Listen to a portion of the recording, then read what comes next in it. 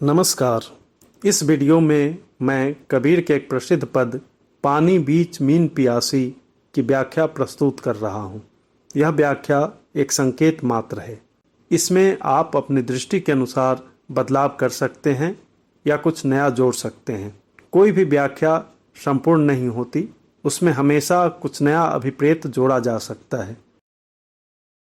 कबीर भक्तिकालीन कवियों में विशिष्ट पहचान के कवि हैं। उन्होंने अपने युगीन समाज को अत्यंत करीब से देखा और उसकी संकीर्णताओं को बेबाक तरीके से उद्घाटित किया है। वे आँखिन देखी कहने में विश्वास रखते थे। शास्त्रों में लिखित पारंपरिक जड़ चिंतन और रूढ़ियों का विरोध करते हुए वे अनुभव गम्य सत्य को महत्व देते हैं। तो आइए पानी बीच मीन पियासी की व्याख्या पर एक नज़र डालते हैं। पहले पद फिर व्याख्या।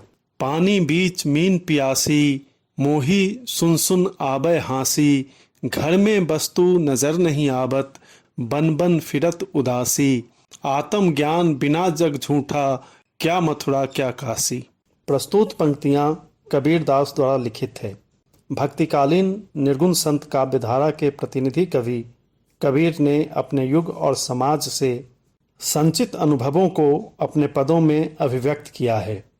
उनकी कविता गहन आत्मानुभूति तथा आँखिन देखी सत्य का प्रकाशन है।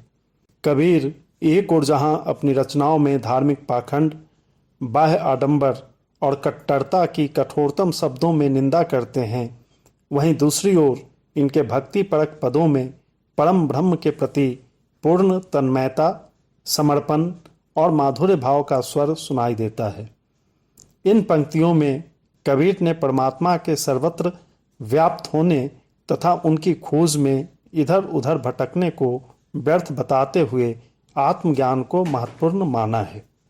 प्रस्तुत पंक्तियों में कबीर मछली के प्रतीक का उपयोग करते हुए सामान्य जन को संबोधित करते हुए कहते हैं कि पानी के बीच रहकर भी मछली प्यासी है।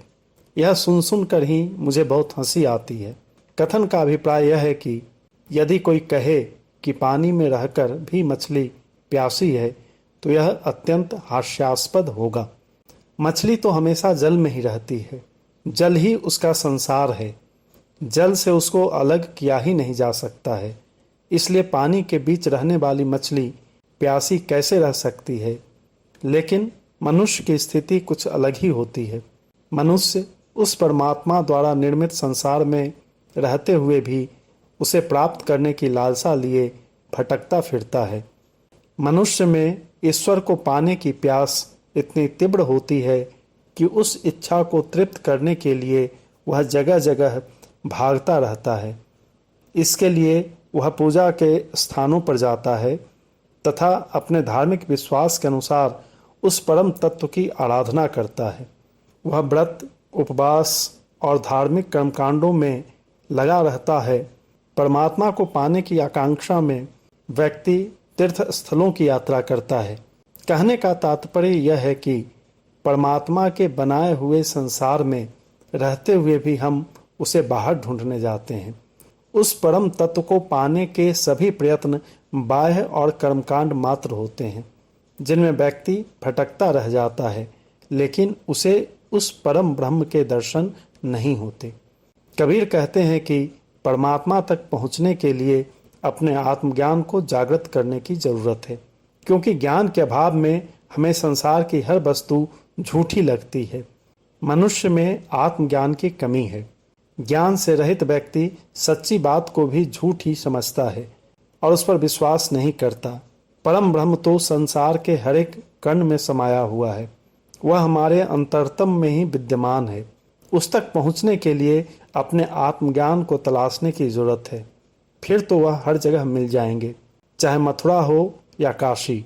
हर जगह वह ईश्वर विद्यमान है, भले ही उसका रूप अलग हो। इसलिए हमें उस परम सत्ता के वास्तविक मर्म को समझने की जरूरत है और इसके लिए आत्मज्ञान आवश्यक है। उसको पाने के लिए मथुरा या काशी जाकर दर्शन करने की जरूरत नहीं है और न ही कहीं अन्य जगह पर ढूंढने की। उस परम तत्व को प्राप्त करने के लिए तो बस अपने हृदय में झांकने की जरूरत है। आत्मज्ञान को जागृत करने की जरूरत है। परम तत्व को जानने और पाने की हमारी जिज्ञासा का समाधान हो जाएगा। समग्र रूप में कबीर का संदेश है कि परमात्मा हमारे आसपास हर जगह मौजूद है। यह संपूर्ण सृष्टि उसी की है और उसके बनाए संसार में ही हम रहते हैं, फिर भी उसकी खोज में भटकते रहते हैं। कबीर स्पष्ट शब्दों में कहते हैं कि धर्म के बाह्य आडंबरों में समय नष्ट मत करो और न ही निरर्थक भटकते रहो। उस परम तत्व को प्राप्त करना अत्यंत सरल है और इसके लिए केवल अपने आत्मज्ञान की रोशनी में उसके मर्म को समझने की आवश्यकता है। वास्तव में कबीर कहना चाहते हैं कि ज्ञान रूपी परम ज्योति ही मनुष्य को उस परमात्मा तक पहुंचने का रास्ता दिखाता है और हमें उसी पर अपना ध्यान केंद्रित करना चाहिए। लेकिन अज्ञानतावश जीव धार्मिक कर्मकांड में अपना समय नष्ट करता रहता है, भटकता रहता है और यह कबीर को हास्यास्पद लगता है। अंत में कुछ विशेष बिंदुओं पर एक नज़र डालते हैं। इस पद में कबीर ने परमात्मा को प्राप्त करने के लिए धर्म के बाह्य रूप का निषेध कर ज्ञान मार्गी निर्गुण परंपरा के अनुसार आत्मज्ञान पर जोर दिया है। अत्यंत सहज सरल भाषा शैली में कबीर ने परमात्मा को प्राप्त करने का रास्ता बताया है। पानी बीच मीन पियासी में विशेषोक्ति अलंकार है, सुन सुन में पुनरुक्ति प्रकाश अलंकार है। उम्मीद करता हूं कि यह व्याख्या आपके लिए उपयोगी साबित होगा। धन्यवाद।